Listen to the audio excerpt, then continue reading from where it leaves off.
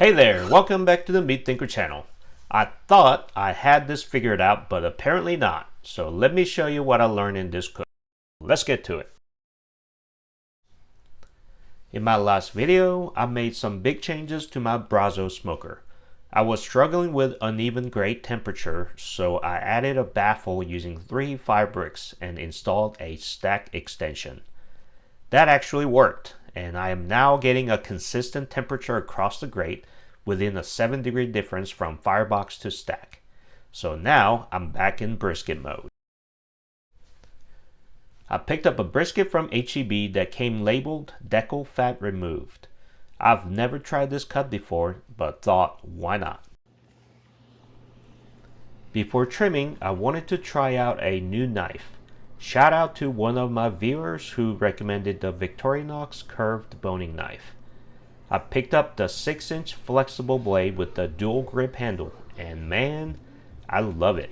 It's sharp, smooth, and the grip is way better than my old one. Sorry, Mercer, I might be switching. Since the brisket was pre-trimmed, I only cut off about 1.5 pounds of fat and meat.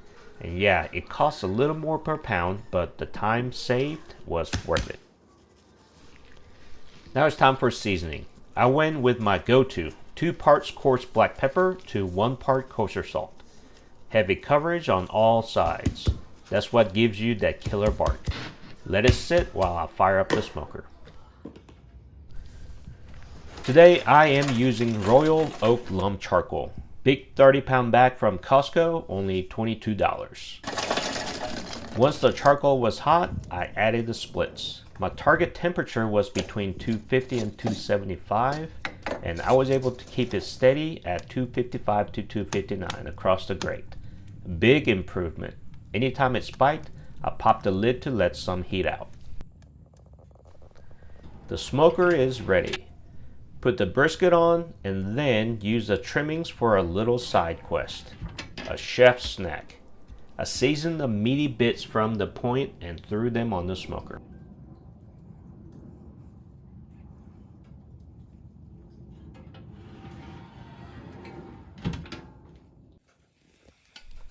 Three hours in, the bark seems to be forming well.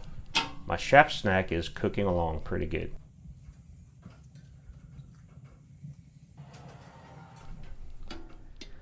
Five hours in, I'm having second thoughts on the progress. The point looks right where it needs to be, but the flat looks awfully similar to my last cook. There's no turning back now. I keep going with the temperature. Grab one of the snack pieces. It's pretty good. 7.5 hours in, the smoker is running at 250. I did pretty good keeping the temperature between 250 and 275. It did go over to 285, but not long enough to affect the cook. Every time I had a temperature spike, I lifted the lid so I lose the heat. As I'm poking around, the point side is cooking as it should. The fat is soft and almost can't squish it with my finger. The flat side is a different story. The entire flat side seems to be on its way to be overcooked. 9 hours in, the probe is reading the internal temperature of a little over 170 on the point side. The flat is on its way to overcook, so I decided to go ahead and pull it and fold boat. As I grab this off the grate, the flat looks to be tough already. I'm not too worried about the point meat. The fat now has a sticky texture as I sink my finger into it. I feel like this is going to yield a very interesting outcome. 12 hours in, the internal temperature in the middle reached 196. The point is reading about 205. The flat was about 210. I stopped the cook right here and let's take a closer look. You can almost split the bark apart and see the soft fat. I really like the jelly-like texture underneath the bark. Sink my finger into it and you can tell the fat is rendered really nicely. I ran my fingers underneath the brisket to feel the texture underneath, and it seems to be really tough. It didn't really yield any flexibility. I am not going to be disappointed just yet. I'm going to let it cool down to 165 and stick it in the oven for resting. 4.5 hours of resting in the oven. First of all, the bark looks pretty amazing thanks to that full load of black pepper.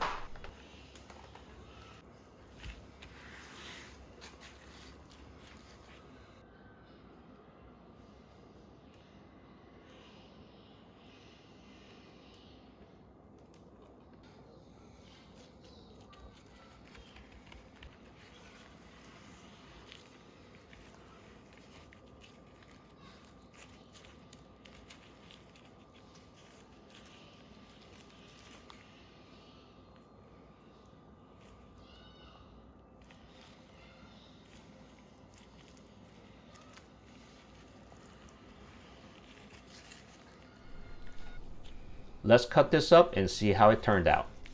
As I slice through the top of the brisket, I can tell there's a very little resistance. Going through the middle, I feel a little more resistance.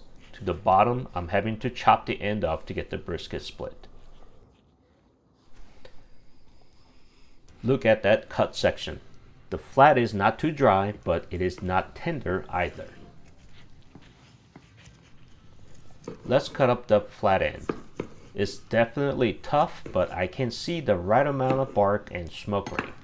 Gotta get the kids in here for taste testing. Guys, you guys want to try brisket? Come on.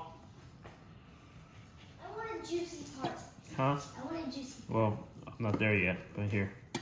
This is the first piece ever. That's good.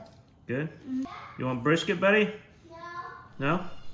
The flavor is definitely there too. Let's get the proper slices and see how it turned out.